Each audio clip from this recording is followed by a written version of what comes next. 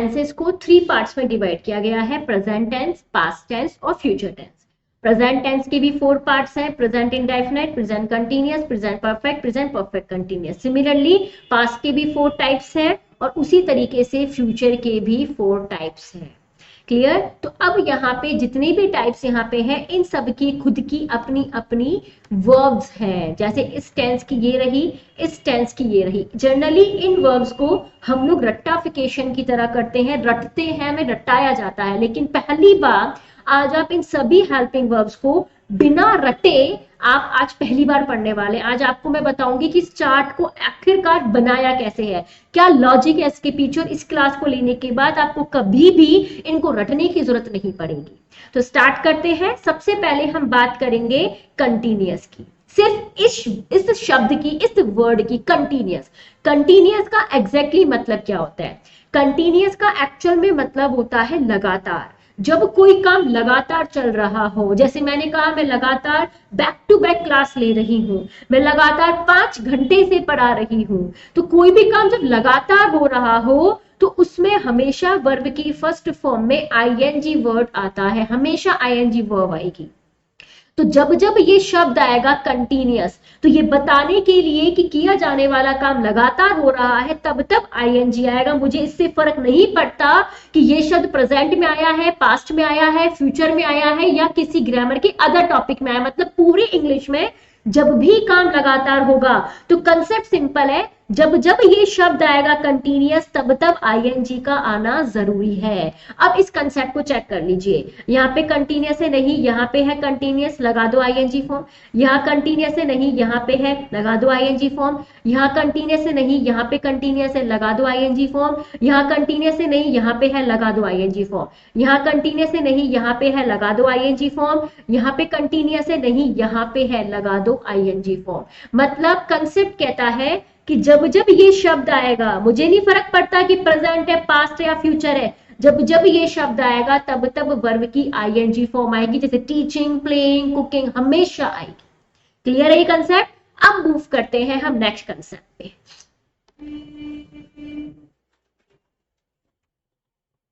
अब हम बात करेंगे केवल परफेक्ट की। अब मैं इसकी बाद में बात करूंगी थोड़ी देर बाद, लेकिन अभी हम सबसे पहले मूव करेंगे परफेक्ट पे। पहले बताइए परफेक्ट का मतलब क्या होता है?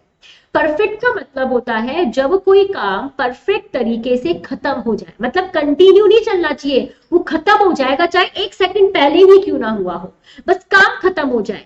काम परफेक्ट तरीके से खत्म हो गया है, ये बताने के लिए हमेशा has, have plus main verb की थर्ड फॉर्म का यूज किया जाता है। जैसे आईएनजी फॉर्म बताती है कि काम लगातार चल रहा है, सिमिलरली काम खत्म हो गया है, ये बताने में मदद कौन करता है? Has a plus main verb की थर्ड फॉर्म। तो मैं ये कह सकती हूँ जब जब ये शब्द आएगा तब तब has, have plus main verb की थर्ड फॉर्म आएगी। मुझे फर्क नहीं पड़ता ये प्रेजेंट में आया है, पास्ट में आया है या फ्यूचर में आया है। अब इस कंसेप्ट को भी एक बार हम चेक कर लेते हैं। देखो यहाँ पे परफेक्ट है नहीं, यहाँ पे परफेक्ट है नहीं, यहाँ पे है, लगा दो हैज है प्लस मेन वर्ब की थर्ड फॉर्म। यहाँ पे परफेक्ट है बिल्कुल, और परफेक्ट का कंसेप्ट क्या कहता है? जब जब परफेक्ट आएगा तब तब हैज है प्लस मेन वर्ब की थर्ड फॉर्म आएगी। लेकिन यहाँ पे मुझे एक अलग नया शब्द दिख रहा है जो कि बीन है। ये कहां से आया? क्योंकि कॉन्सेप्ट तो हमारा ये कहता है कि हैज हैव के बाद कौन सी फॉर्म आनी चाहिए? Third form. तो बेटा लॉजिकली तो यहाँ थर्ड फॉर्म आनी चाहिए थी, तो यहाँ पे एक नया शब्द कहां से आया? और अगर ये आया है नया शब्द तो उसका लॉजिक होना चाहिए। ऐसा नहीं मेरी मनमर्जी मैंने बोल दिया बेटा अपवाद है, परफेक्ट कंटिन्यूअस है, बीन आएगा, ऐसे कैसे आएगा? जब कंसेप्ट कहता है हैज हैव के साथ थर्ड फॉर्म आएगी मतलब थर्ड फॉर्म आएगी। तो भाई इसको प्रूव करो कि हमें बीन क्यों आया, क्योंकि कंसेप्ट के according has have plus main verb की कौन सी फॉर्म आनी चाहिए? थर्ड फॉर्म आनी चाहिए। अब इसको समझिए। इसको समझने के लिए सबसे पहले मैं आपको एक वर्ब के बारे में बताती हूँ जो कि है बी। बी एक वर्ब है। जैसे हंसना, रोना, खाना पीना हमारी क्रियाएं होती हैं, हम जो भी काम करते हैं उनको हम वर्ब बोलते हैं। सिमिलरली ये भी हमारी एक वर्ब है। जितनी भी वर्ब है, जो भी आप काम करते हैं, हर वर्ब की 5 फॉर्म्स होती है। वर्ब की फर्स्ट फॉर्म, वर्ब की सेकंड फॉर्म, वर्ब की थर्ड फॉर्म, वर्ब की आईएनजी फॉर्म और वर्ब की एस और एस फॉर्म। वर्ब की आईएनजी फॉर्म को वर्ब की फोर्थ फॉर्म भी बोलते हैं और वर्ब की एस और एस फॉर्म को वर्ब की फिफ्थ फॉर्म भी बोला जाता है। बी की फर्स्ट फॉर्म कौन कौन सी है? बी की फर्स्ट फॉर्म एक तो बी होती है, इज होती है, आर होता है और एक एम होता है। इसकी सेकंड फॉर्म होती है वॉज और एक होती है वर।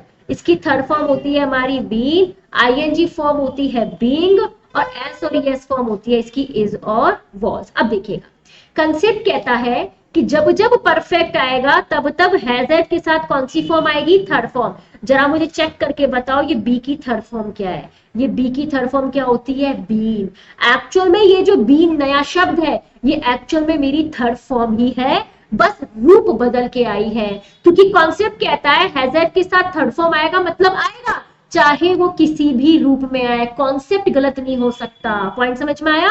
तो कॉन्सेप्ट के according has plus main verb की थर्ड फॉर्म आएगी तब जाकर ही परफेक्ट टेंस बनेगा। तो यहाँ पे थर्ड फॉर्म आएगी, उसे कोई भी बदल नहीं सकता, ये एक्चुअल में मेरी थर्ड फॉर्म ही है, बस रूप बदल के आई है। अब नेक्स्ट क्या है, कंटीन्यूअस। और कंटीन्यूअस का कॉन्सेप्ट कहता है इसमें क्या आएगा, आईएनजी, लगा दो आईएनजी। आगे मूव करें, नेक्स्ट देखो अगला, यहाँ पे परफेक्ट है नहीं, यहाँ पे परफेक्ट है नहीं, यहाँ पे परफेक्ट है। तो परफेक्ट का कंसेप्ट क्या कहता है, जब जब परफेक्ट आएगा तब तब हैज प्लस थर्ड फॉर्म आएगा। मुझे थर्ड फॉर्म नजर आ रहा है लेकिन हैज नजर नहीं आ रहा, उसकी जगह एक नया शब्द आ रहा है जो कि हैड है। अब ये कहां से आ गया, तो मैं ऐसे नहीं कह सकती बेटा पास्ट टेंस में हैड आता है इसको रट लो, अरे ऐसे कैसे रट ले। जब कंसेप्ट कहता है परफेक्ट में हैज प्लस थर्ड फॉर्म है तो भाई यहाँ लॉजिकली हैज आना चाहिए, तो यहाँ पे हैड क्यों आया, और अगर आया है तो उसका लॉजिक क्या है। जब मैंने आपको यहाँ पे लॉजिक बताया कि बीन क्यों आता है तो यहाँ भी कोई ना कोई लॉजिक होगा। ऐसे थोड़ी भाई रात को हमें सपना आया और सुबह जाके टेंस का चार्ट बना दिया, कोई तो लॉजिक रहा होगा ना जिसकी वजह से हैड आया है। अब उसको समझिएगा, सबसे पहले समझो, उसको समझने के लिए मैं छोटा सा एग्जांपल देती हूँ।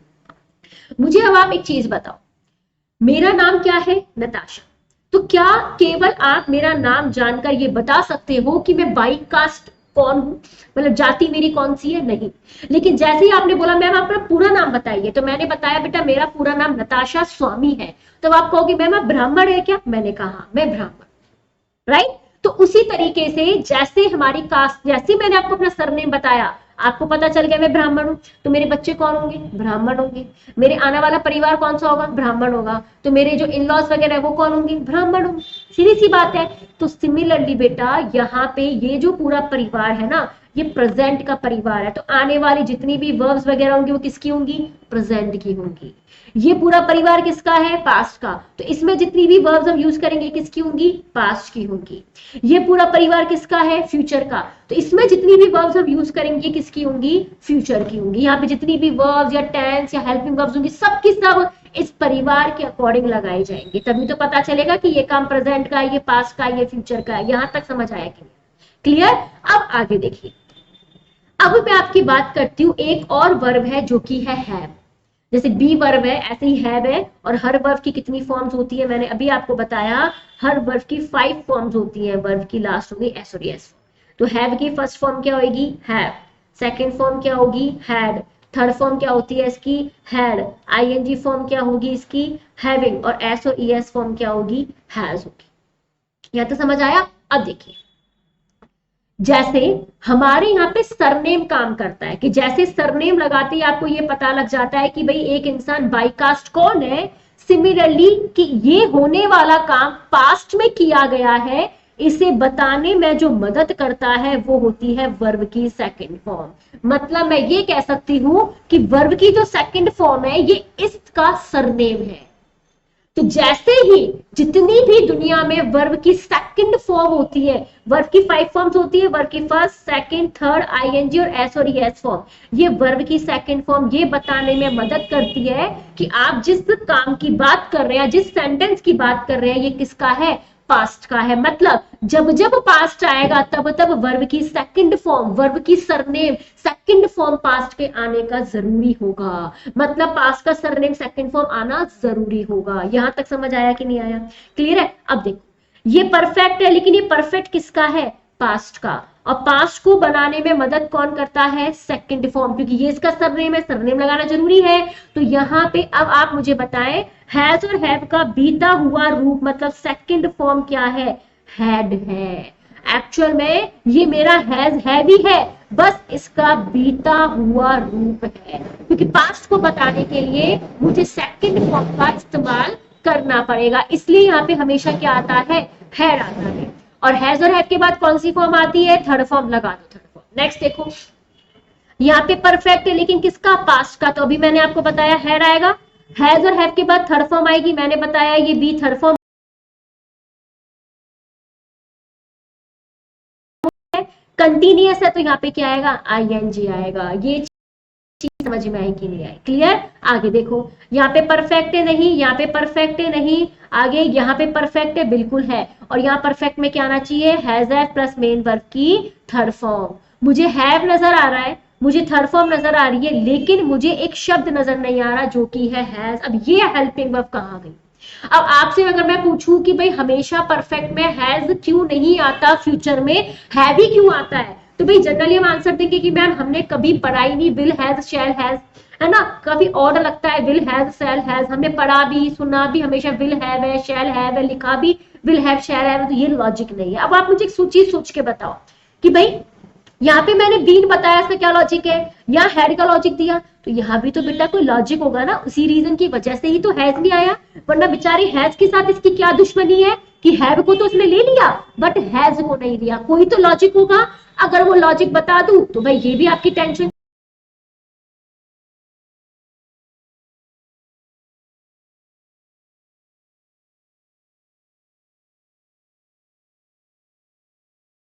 करना हो तो आप क्या करोगे। तो भाई हम जनरली ऐसा बोलते हैं, जितने भी ब्राह्मण पंडित होते हैं ये हमारी कुंडली देखकर हमारा भविष्य बता देते हैं। भाई कितना सच कितना झूठ है वो बात की बात है, वो मैटर नहीं है, बट अपन नॉर्मली हाथ की रेखाओं को पढ़कर अपना भविष्य बताते हैं, राइट। सिमिलरली हमारे इंग्लिश में भी एक पंडित जी होते हैं जो हमारे भविष्य को, होने वाले अनुमान को, होने वाली पॉसिबिलिटी को बताने में मदद करते हैं, क्योंकि भविष्य की संभावना ही तो है। मैंने बोला जो बच्चा अच्छे तरीके से मेहनत करेगा, पूरा कोर्स अच्छे तरीके से पढ़ेगा, मेहनत करेगा, तो उसका सिलेक्शन हो जाएगा। तो भाई ये अनुमान ही तो है, होगा कि नहीं होगा वो तो बाद में पता लगेगा, राइट। सिमिलरली फ्यूचर एक भावना होती है, एक अनुमान होता है, भावना अनुमान को इंग्लिश बोलते हैं। मॉडल हेल्पिंग वर्ब कई सारे काम करता है, अनुमान बताता है, आपकी क्षमता बताता है, आपकी पावर के बारे में बताता है, राइट। तो मॉडल्स भी कई सारे होते हैं, कैन, कुड, मे, माइट। उनमें दो हेल्पिंग वर्ब है मॉडल हेल्पिंग वर्ब, कौन कौन सी, एक तो विल है और एक शैल है। विल और शैल दो ऐसी हेल्पिंग वर्ब्स है जो होने वाले अनुमान, होने वाले भविष्य की पॉसिबिलिटी को बताने में मदद करती है। तो जब जब ये फ्यूचर शब्द आता है तो अनुमान, आने वाली भविष्य की संभावना को बताने के लिए हम विल और शैल हेल्पिंग वर्ब का जरूर यूज करते हैं, क्योंकि ये फ्यूचर को बताने में हमारी क्या करते हैं, मदद करते हैं। इसलिए जब जब फ्यूचर शब्द आएगा तब तब विल शैल का आना क्या है, जरूरी है। और जितने भी मॉडल्स है, can, could, may, might, will शैल जो भी है, इन सब के बाद हमेशा वर्ब की कौन सी फॉर्म आती है, फर्स्ट फॉर्म आती है। तो अब आप इसको चेक कर लीजिए कि जब जब फ्यूचर आएगा तब तब विल शैल का आना क्या है, जरूरी है। अब यहाँ देखिए, यहाँ पे फ्यूचर है, लगा दो विल शैल, यहाँ पे फ्यूचर है, लगा दो विल शैल, आगे और चेक कर लो, यहाँ पे भी फ्यूचर है, लगा दो विल शैल, और आगे भी चेक करो, यहाँ भी फ्यूचर है तो लगा दीजिए विल शैल।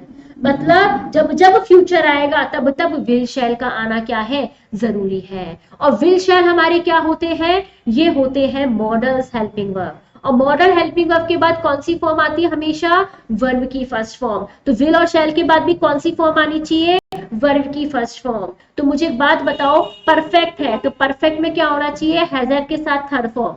तो यहाँ पे विल शैल होने की वजह से विल शैल के बाद कौन सी फॉर्म आएगी, हमेशा वर्ब की फर्स्ट फॉर्म आएगी। तो आप मुझे बताएं हैव की फर्स्ट फॉर्म क्या होती है, हैव की फर्स्ट फॉर्म हैव होती है। तो हैज क्या होता है, ये एस और एस फॉर्म होती है। मॉडल्स के बाद वर्ब की फर्स्ट फॉर्म चाहिए या एस और एस फॉर्म चाहिए, मुझे फर्स्ट फॉर्म चाहिए। तो इसी रीजन की वजह से यहाँ पे हमेशा क्या आता है, हैव आता है। क्योंकि अगर मैंने यहाँ पर हैज लगा दिया तो मॉडल्स के बाद वर्ब की फर्स्ट फॉर्म आती है, ये कॉन्सेप्ट गलत हो जाएगा। और इस कॉन्सेप्ट को गलत ना हो, ये कंसेप्ट सही हो, इसीलिए हमेशा विल शैल के बाद हमेशा क्या लगाया जाता है, हैव। इसलिए हम चाहकर भी हैज नहीं लगा सकते, क्योंकि विल और शैल के बाद हैज आ गया तो मॉडल्स के बाद हैज और हैव आएगा ही नहीं। मॉडल के बाद हमेशा वर्ब की फर्स्ट फॉर्म आएगी। इस रीजन की वजह से हम हैव की फर्स्ट फॉर्म क्या लगाते हैं, हैव लगाते हैं।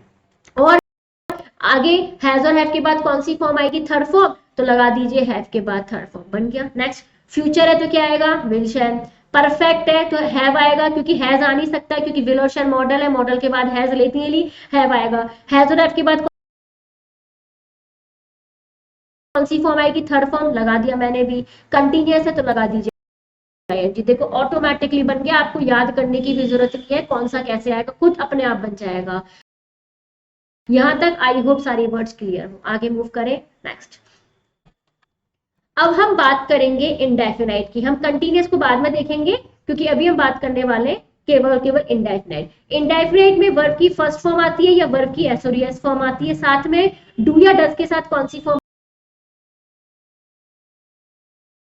आती है, फर्स्ट फॉर्म। तो नेक्स्ट चेक करो, इंडेफिनाइट है लेकिन इसमें कौन सी फॉर्म आ रही है, सेकंड फॉर्म। तो ध्यान रखा इंडेफिनाइट किसका है, पास्ट का, और पास्ट को बताने में वर्ब की फर्स्ट फॉर्म मदद करती है, सेकंड फॉर्म। पास्ट का सनडे फर्स्ट फॉर्म होता है, सेकंड फॉर्म सेकंड फॉर्म। इस रीजन की वजह से हमेशा पास्ट इंडेफिनाइट टेंस में कौन सी फॉर्म आती है, सेकंड फॉर्म आती है। तो कई बार हमें इस तरीके से भी रटाया जाता है कि पूरे टेंसेस में पास्ट इंडेफिनाइट टेंस एक ऐसा टेंस है जिसमें सेकंड फॉर्म आती है। नहीं, ये गलत है, ये लॉजिक आधा अधूरा है। मैं आपको पूरा अच्छे तरीके से क्लियर करूंगी, लेकिन अभी ये इंडेफिनाइट किसका है, पास्ट का, और पास्ट को बताने के लिए सेकंड फॉर्म, इसलिए हम यहाँ पे सेकंड फॉर्म लगाते हैं। आगे डूडस के बाद कौन सी फॉर्म आती है, फर्स्ट फॉर्म। मुझे फर्स्ट फॉर्म नजर आ रही है लेकिन डू और डस नजर नहीं आ रहा। अब ये कहां चला गया, इसको समझने के लिए यहाँ पे एक बार ध्यान दीजिएगा। देखो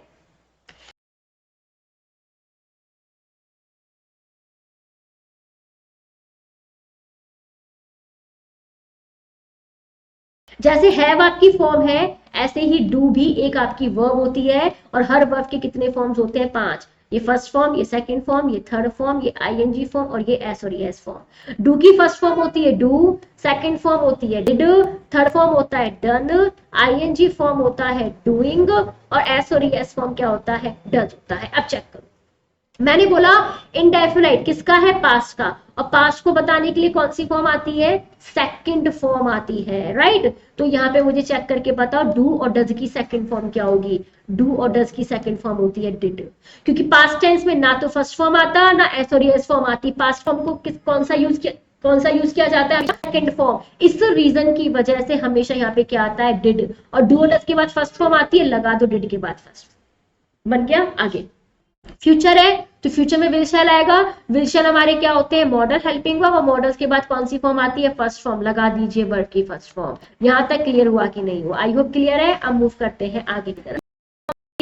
वर्ब की फर्स्ट फॉर्म आती है, राइट। तो ये किसका है, प्रेजेंट का। तो प्रेजेंट में क्या आएगा, वर्ब की फर्स्ट फॉर्म। बताओ ये बी की फर्स्ट फॉर्म क्या होती है, इज आर एम। इसको उठाओ और यहां लगा। ये कंटिन्यूअस किसका है, पास्ट का, और पास्ट का सरनेम क्या होता है, सेकंड फॉर्म। तो इस सेकंड फॉर्म को यहां से उठाओ और यहां लगा दो, तो आईएनजी लगा दो। नेक्स्ट फ्यूचर है तो क्या आएगा, विल शैल, और कंटिन्यूअस तो क्या आएगा, आईएनजी। लेकिन विल शैल के बाद अगर डायरेक्टली आईएनजी लिख दिया तो ये जो कॉन्सेप्ट है कि मॉडल्स के बाद हमेशा वर्ब की कौन सी फॉर्म आती है, फर्स्ट फॉर्म आती है, आईएनजी फॉर्म आती है, फर्स्ट फॉर्म, ये गलत हो जाएगा, राइट। तो आपके मन में आएगा तो मैम इसको हटा दूं, नहीं हटा सकती, क्योंकि अगर मैंने इसको हटा दिया तो ये महाशय जी नाराज हो जाएंगे, कंटिन्यूअस वाले। और अगर मैंने विल शैल को हटा दिया तो ये फ्यूचर के पंडित जी नाराज हो जाएंगे, हमारे मॉडल हेल्पिंग वर्ब। तो क्या करें, तो विल और शैल के बाद हम क्या करते हैं, वर्ब की फर्स्ट फॉर्म लगा देते हैं, ताकि ये कॉन्सेप्ट भी सेटिस्फाई हो जाए। अब देखो, अब फ्यूचर किसके पास जाएगा, प्रेजेंट के पास। प्रेजेंट के पास क्या मिलती है, वर्ब की फर्स्ट फॉर्म। अब जैसे ही ये प्रेजेंट से अपनी वर्ब मांगेगा, इज आर है फर्स्ट फॉर्म, ये मना कर देगा। क्यों, क्योंकि भाई ये अपना हेल्पिंग वर्ब दूसरे को क्यों देगा, सही बात है। आप अपना पैसा किसी और को क्यों दोगे फ्री फंड में, सीधी सी बात है। ये पास्ट टेंस से मदद मांग नहीं सकता, क्योंकि पास्ट टेंस तो जो लड़ाई मत करो, मैं हूं ना, मैं आऊंगा, जहां पे कोई नहीं आता वहां पे मैं टपक जाता हूं। तो अब यहाँ पे विल शैल के बाद वर्ब की फर्स्ट फॉर्म क्या लगा देंगे, बी लगा देंगे। तो विल और शैल क्या होते हैं, मॉडल्स, और मॉडल्स के बाद वर्ब की फर्स्ट फॉर्म, ये सेटिस्फाई। फ्यूचर में विल शैल आएगा तो ये भी सेटिस्फाई, और कंटिन्यूअस में आईएनजी आएगा, ये भी सेटिस्फाई। सारे कॉन्सेप्ट ऑटोमेटिकली सेटिस्फाई हो गए। अब बताओ यहां तक आपको कोई दिक्कत है क्या। आई होप आपके सारे डाउट्स क्लियर हो चुके हो। तब भी कोई दिक्कत आए तो आप या तो मुझे व्हाट्सएप पे भाई एक बार मुझसे डाउट पूछ लेना, या फिर आप डाउट क्लियरिंग सेशन ले लेना, या फिर आप ऐप पे मुझे मैसेज कर देना चैट ऑप्शन पे जाके, या फिर आप टेलीग्राम या इंस्टाग्राम, जहां पे भी आप कंफर्टेबल हो वहां पे जाके आप डाउट क्लियर कर सकते हैं। हालांकि आपके डाउट्स आएंगे नहीं, आप एक बार वीडियो दोबारा से देख लीजिएगा, आपके सारे डाउट्स खुद ब खुद क्लियर हो जाएंगे। आई होप सो आपके सारे डाउट्स क्लियर हो गए।